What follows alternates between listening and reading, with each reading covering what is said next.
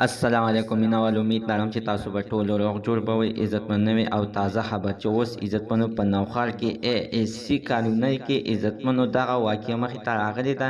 چې دغه د کار شروع د کال په دوران کې عزتمنو د هېواد په کسانو باندې راپرېوتلو دوه مړه او یو زخمي دي. اعظم مینوال موږ ته تاسو په دې ویډیو کې کتلی شئ د ویډیو د سر تر اخره پورې وګورئ چې تاسو ته پوره معلومات در ورسیږي.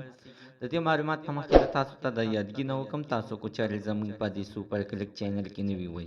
چینل هم نوي سبسکرایب کړئ مهرباني وکړئ تاسو زموږ د سوپر کلیک چینل د سره سبسکرایب کړئ خوا کې ورسره د ټالۍ نشان ووهئ چې هر یوه نوي معلوماتي ویډیو تاسو ته په اسانۍ باندې در ورسیږي. عزتمنو یوه روژه ده ډېره برکتي میاشت ده چې اوس عزتمن دغه شان ته هر سړی ګرځي ګراني ده ځان نه مزدورانې کوي د مزدورۍ دپاره عزتمن ته کسان راوتي وو چې کار شروع دغه د کار په دوران کې عزتمنو دیوال راپرېوتلو او په دغه دیوال کې عزتمنو 3 کسان ګیر شول چې عزتمنو په دغه کې 2 کسان مړه شول او یو زخمي شولو چې زخمي حالات ډېر سخت خراب دی ویل کېږي چې هغه به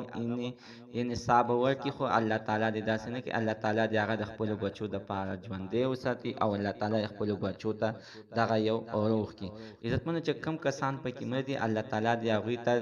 هغوی ته هغه جنت کړي او الله تعالی دې د هغوی کورنۍ ته د زړه صبر ورکړي. نو زموږ د دې ویډیو مقصد همدا ده چې هر ځای کې داسې کچه دیوال وي خطرناک ځای نه کوشش کوئ لرې ته نه ګرځئ نږدې مه ورځئ دی مکه الله مکه دا ته واقع به درته مخې ته ودرېږي بیا ورته یو کس مړ شي نو ټوله کورنۍ ورسره په سرو سترګو باندې جاري. الله تعالی دې نو مسلمان د داسې حادثې نه وساتي او الله تعالی دغه کورنۍ ته د زړه صبر ورکړي. زموږ د عزتمن چندانو زه معلومات د دې ځای په اړه د نوي معلومات دپاره د سره زموږ د سوپر کلیک چینل د سره سبسکرایب کړئ خوا کې ورسره د ټالۍ نشان ووهئ چې هر یوه نوي معلوماتي ویډیو تاسو ته په اسانۍ باندې در ورسیږي.